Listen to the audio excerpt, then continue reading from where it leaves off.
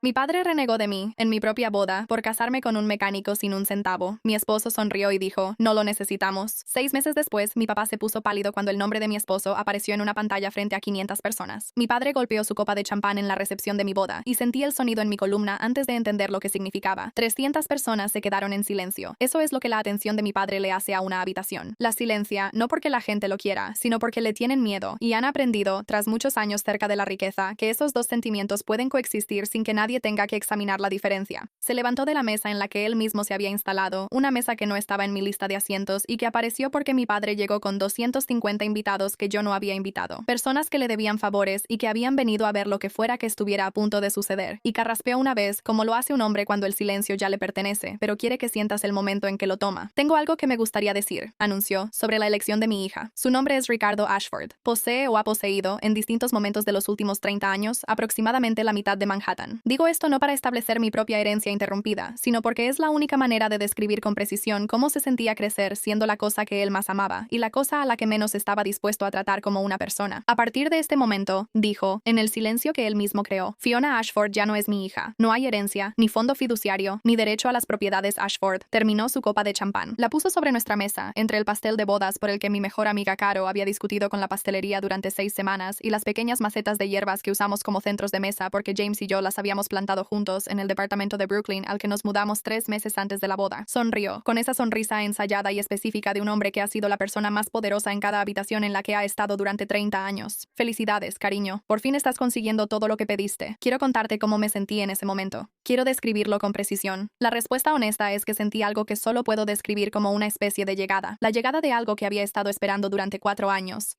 Eso que sientes cuando una tormenta que has estado viendo acercarse finalmente te alcanza, y te das cuenta de que anticiparla fue más difícil que la lluvia.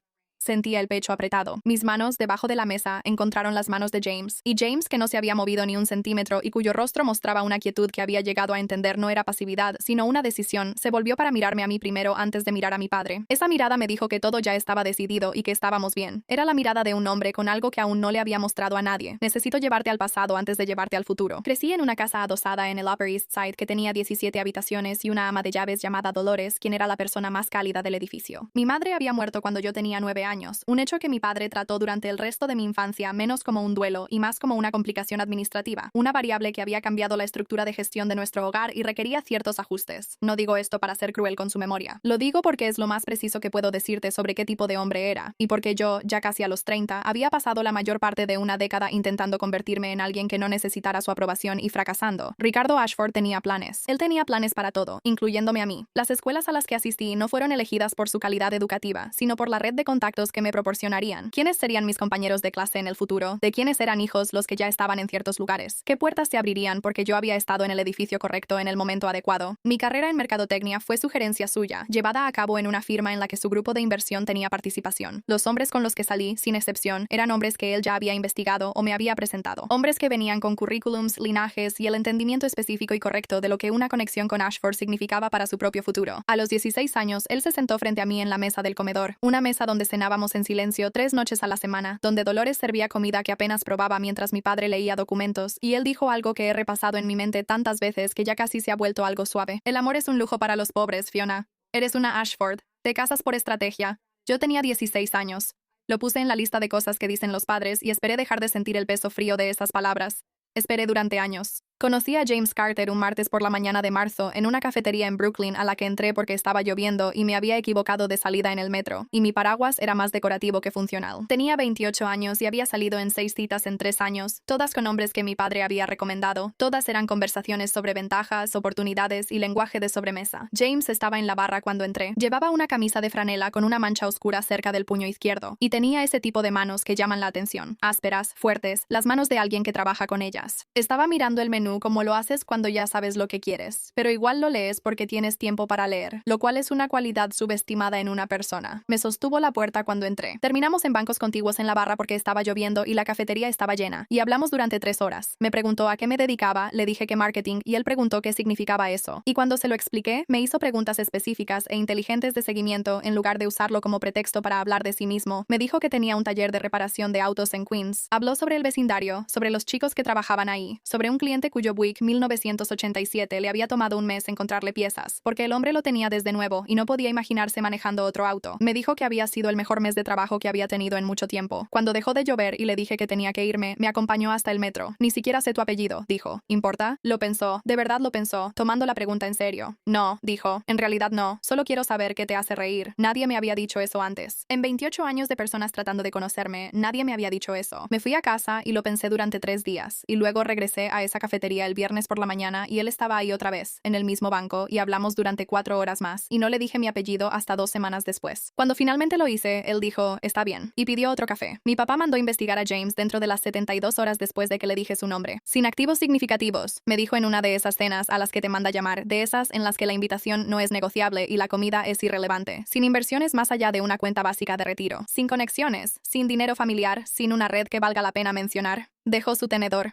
Un taller mecánico en Queens. Este es el que elegiste. Es un buen hombre, dije. Los buenos hombres son devorados por los imperios, Fiona. No los construyen. Cortó todas las tarjetas de crédito que había estado subsidiando esa semana, cobró favores en cada una de las principales agencias de marketing de Manhattan y se aseguró de que mi nombre fuera eliminado de las listas de consideración. No me dijo que lo había hecho. Me enteré cuando dejaron de llegar las 3 llamadas de seguimiento que esperaba, y una amiga de una de las agencias me contó en voz baja, mientras tomábamos algo, lo que había escuchado. Esa fue la primera vez que entendí la diferencia entre un padre que es difícil y un padre que usará su poder para destruir algo que amas. Había pasado 28 años diciéndome a mí misma que tenía el primero. Archivé la segunda opción y seguí viendo a James. Cuando James y yo nos comprometimos, mi padre llegó a nuestro departamento en Brooklyn un domingo por la mañana sin avisar. Se quedó parado en la sala. No se sentó, de esa manera específica y deliberada de los hombres que creen que sentarse los pone al mismo nivel que una habitación que consideran inferior a ellos. Y abrió su chequera. $5 millones, dijo. Cancela la boda. James estaba en la cocina. Podía escucharlo haciendo café. No sé si podía oírnos. Nunca me lo dijo. No, respondí. 10 millones. Oferta final. No estoy en venta. Su expresión cambió en ese momento. Una cualidad que nunca le había visto del todo, que era la ira específica de un hombre acostumbrado a que cualquier cantidad sea suficiente y que acaba de encontrarse con una suma que no lo es. Su mandíbula se tensó. Sus ojos se volvieron un poco más fríos. No tendrás nada, dijo. Ni nombre, ni dinero, nada. Igual que él. Desde la cocina, sin alzar la voz, James dijo. Señor Ashford, creo que debería irse. Mi padre miró hacia la cocina.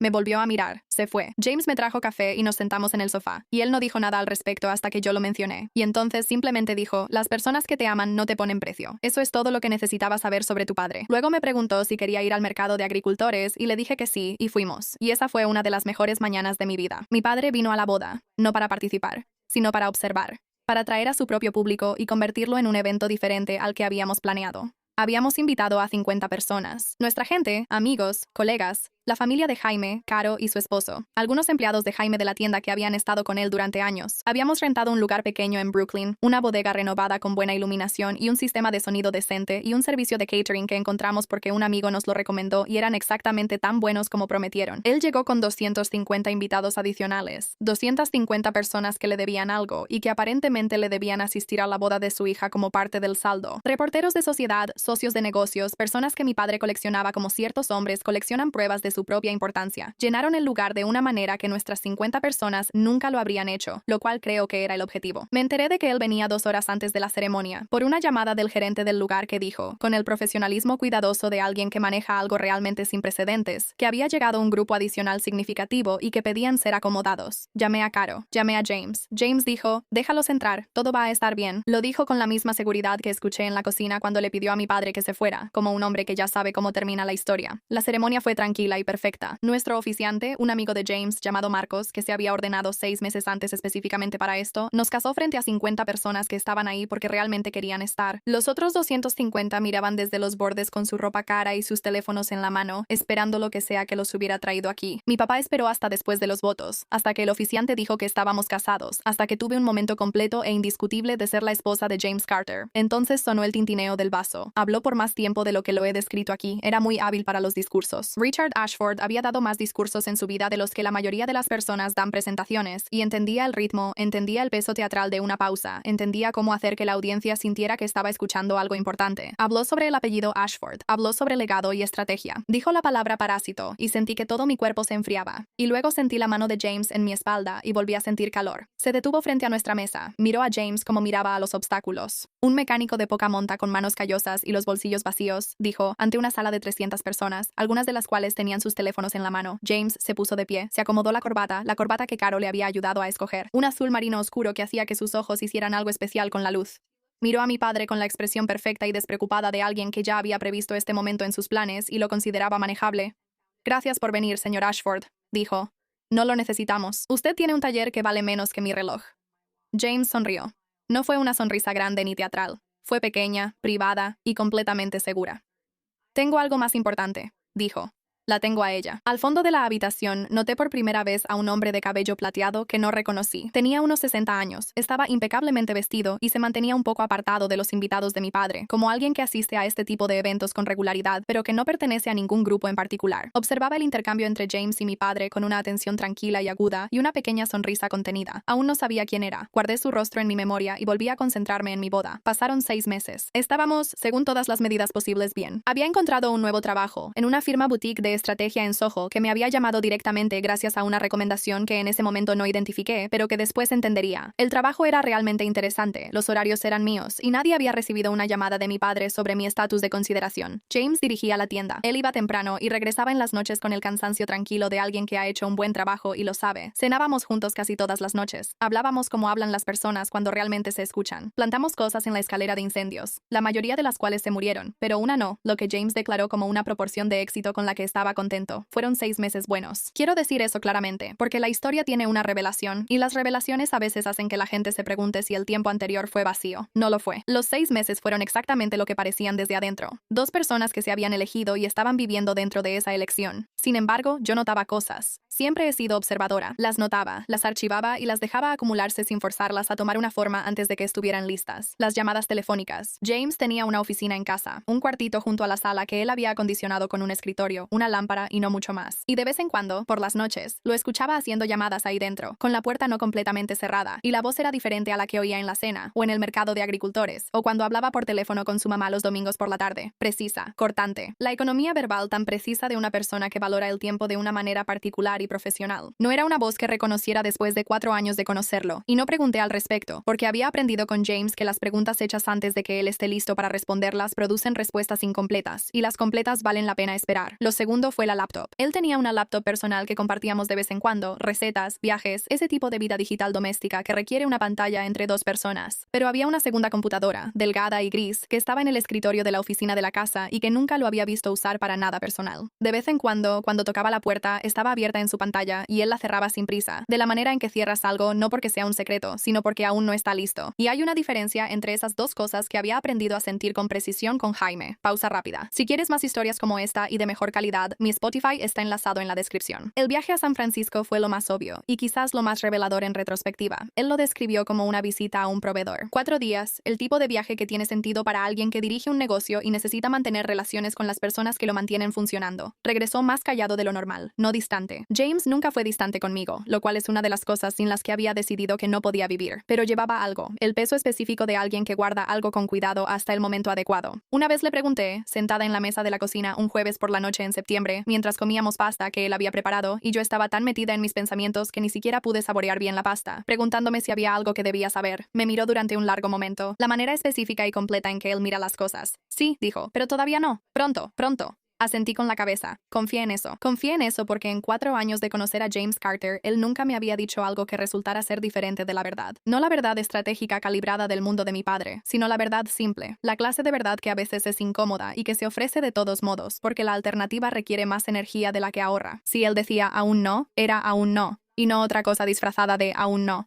Me habló en octubre sobre la Met Gala. El director general de Nexus IA iba a hacer una aparición pública. Quería que yo estuviera ahí. Lo dijo con la cuidadosa elección de palabras de alguien que está diciendo la verdad literal, pero que aún no dice toda la verdad. Y escuché ambas cosas al mismo tiempo y le dije que sí, que iría. Había estado leyendo los artículos de Forbes de vez en cuando desde que empezaron. La serie del fundador fantasma tenía una cualidad de auténtico desconcierto periodístico. Aquí había una empresa que realmente estaba haciendo un trabajo transformador, valorada en $4.7 mil millones, con una estructura de liderazgo que aparentemente había logrado permanecer sin identificar durante 3 años en una industria donde la identidad es la moneda de cambio. Los empleados que que habían sido entrevistados describieron a una directora ejecutiva que conocía el trabajo a un nivel que la mayoría de los ejecutivos no, que aparecía sin previo aviso con los equipos de ingeniería a medianoche para revisar problemas, que rechazó todas las invitaciones a conferencias, solicitudes de entrevistas y reportajes durante 3 años, con lo que aparentemente era una sola frase estándar sobre preferir que el producto hablara por sí mismo. Había leído esos artículos sin relacionarlos con nada en mi propia vida, lo cual ahora entiendo que era exactamente lo que James había planeado. Mi papá había mencionado el acuerdo con Nexus IA en uno de los almuerzos a los que todavía asistía de vez en cuando, porque soy alguien que sigue apareciendo en situaciones complicadas en lugar de alejarse de ellas. Habló de eso con un hambre específica que reconocí como diferente de su apetito habitual. Esto era algo que realmente deseaba, no algo que quería solo porque se suponía que debía quererlo. $50 millones,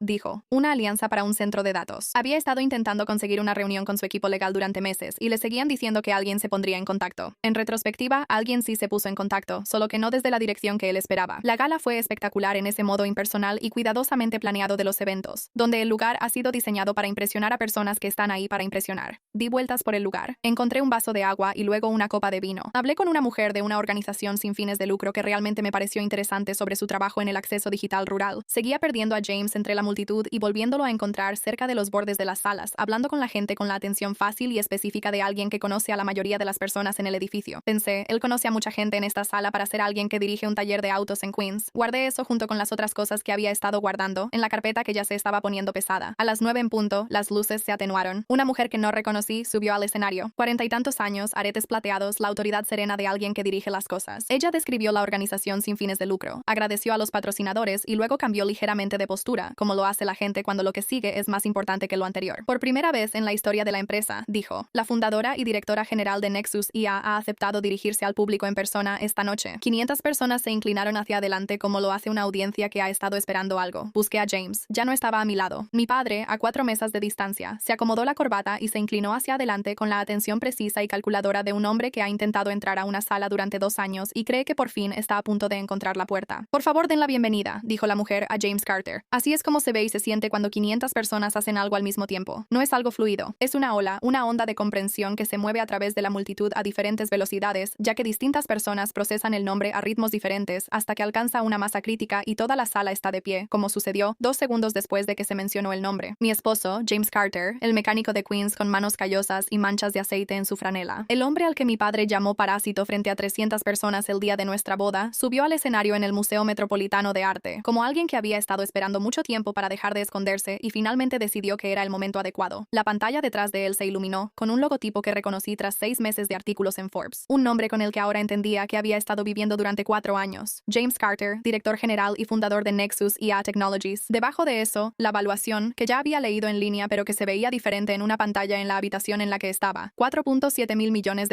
Me quedé muy quieta en la oscuridad mientras la sala aplaudía a mi alrededor. No estaba exactamente sorprendida. La carpeta se había estado volviendo pesada. El traje, la laptop, el viaje a San Francisco, el todavía no pero pronto. El hombre de cabello plateado en nuestra boda observando con ojos tranquilos y agudos. La certeza en la voz de James en cada momento en que la certeza habría sido irracional si él hubiera sido quien mi papá pensaba que era. No me sorprendí, pero dentro de ese no sorprenderme, debajo de eso, me sentí conmovida de una manera para la que no tengo la palabra adecuada. Porque lo que entendí, estando de pie en ese cuarto, no era solo que mi esposo era un multimillonario, era la cosa específica que él había hecho. Él me conoció en una cafetería cuando pudo haber estado en cualquier otro lugar, y me preguntó qué me hacía reír en vez de cuál era mi nombre, y eligió ser un hombre de manos callosas y camisa de franela mientras se convertía en esto, porque quería, por primera vez en probablemente años, ser conocido en vez de reconocido. Él quería saber si yo amaría a la persona, no al portafolio. Durante 4 años lo había guardado. 4 años del taller y la cafetería, los bancos y el mercado de agricultores, y el departamento en Brooklyn, y los 50 invitados y los centros de mesa de plantas de papa, y la oferta de $10 millones de mi papá. James había escuchado eso desde la cocina, en silencio, mientras preparaba café, y al parecer no le impresionó en absoluto según el criterio relevante. Habló durante 22 minutos. Seré honesta. Retuve aproximadamente el 40% de lo que dijo, lo cual no es un reflejo de la calidad del discurso, que fue excelente, preciso y recibió 3 ovaciones separadas en momentos que, incluso en mi estado distraído, entendí que eran realmente impresionantes. Habló sobre la dirección de la empresa, sobre el trabajo, sobre la organización sin fines de lucro y por qué eligió específicamente el acceso digital como su enfoque filantrópico, de la manera en que lo haría alguien que realmente lo ha reflexionado y no alguien que solo tiene un equipo de comunicaciones. Cuando bajó del escenario, 500 personas empezaron a acercarse a él. Se movió entre ellas con la calidez eficiente y ensayada de alguien que ha navegado por salas como esta y que además tiene un destino claro. Iba hacia la mesa de mi papá. Lo seguí a cierta distancia, no porque quisiera perdérmelo, sino porque quería observarlo lo suficientemente lejos como para ver el rostro de mi papá sin obstáculos. Mi papá no se había movido desde que escuchó el nombre. Seguía en su asiento, con la copa de champán intacta, con esa cualidad congelada específica de un hombre al que cada cálculo sobre la situación acaba de revelarse completamente equivocado. Su rostro tenía ese tono grisáceo y pálido de alguien que ha sentido que el suelo se mueve y todavía está decidiendo si puede confiar en sus piernas. Jaime cruzó el salón. Llegó a la mesa de mi papá. Se paró frente a Ricardo Ashford, el hombre que era dueño de la mitad de Manhattan, que me había cortado las tarjetas de crédito y me puso en la lista negra, y que ofreció $10 millones para hacer desaparecer la elección de su hija. Y le puso una tarjeta de presentación en la mano. Usted me llamó basura, señor Ashford, dijo. Su voz era pareja, sin prisa, con la seguridad de un hombre que acaba de dar un discurso ante 500 personas y aún tiene aliento. Un mecánico, un parásito. Ya sea que arreglara autos o dirigiera empresas, yo era la misma persona. Lo único que cambió esta noche fue tu percepción de mi valor.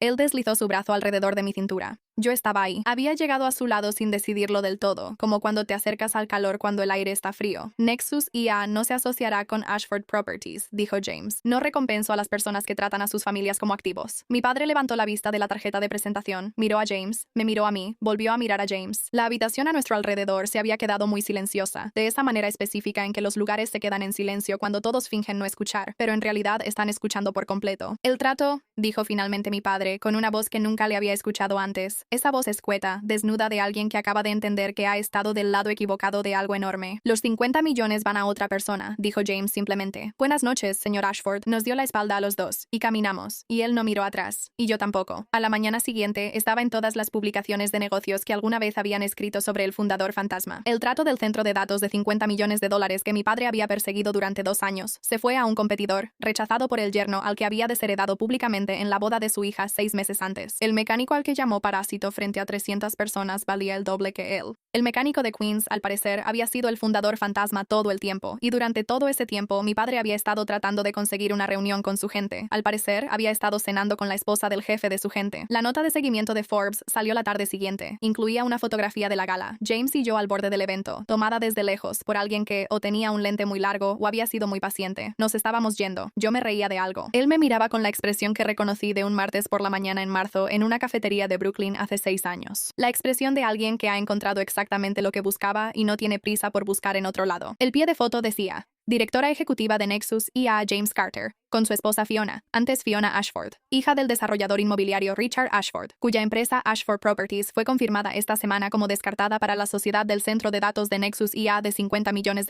Los Carter no estuvieron disponibles para hacer comentarios. Yo sí estaba disponible. Estaba preparando café en nuestra cocina de Brooklyn, leyendo el artículo en mi teléfono con Biscuit. No un perro, sino el helecho ligeramente torcido que James me compró para nuestro primer aniversario porque una vez mencioné, de pasada, que mataba todo lo verde pero quería intentarlo de nuevo. Sentada en el alféizar de la ventana bajo la luz de la mañana, James entró desde su oficina en casa, la que tenía la segunda laptop, que ahora entendía no era un misterio por resolver, sino simplemente una división entre el trabajo y el hogar que él mantenía porque creía que ambos merecían toda su atención. ¿Ya lo viste?, dijo. Ya lo vi. Se sirvió café. Se sentó frente a mí en la mesa de la cocina. Me miró de la manera en que siempre me ha mirado, es decir, con la atención completa y sin prisas de alguien que preguntó qué me hacía reír en un andén del metro bajo la lluvia y que desde entonces ha estado averiguándolo. Debería habértelo dicho antes, dijo. Probablemente estuve de acuerdo, pero entiendo por qué no lo hiciste. Y me casé contigo cuando eras un mecánico de Queens, dije. Me habría casado contigo de cualquier manera. Él asintió.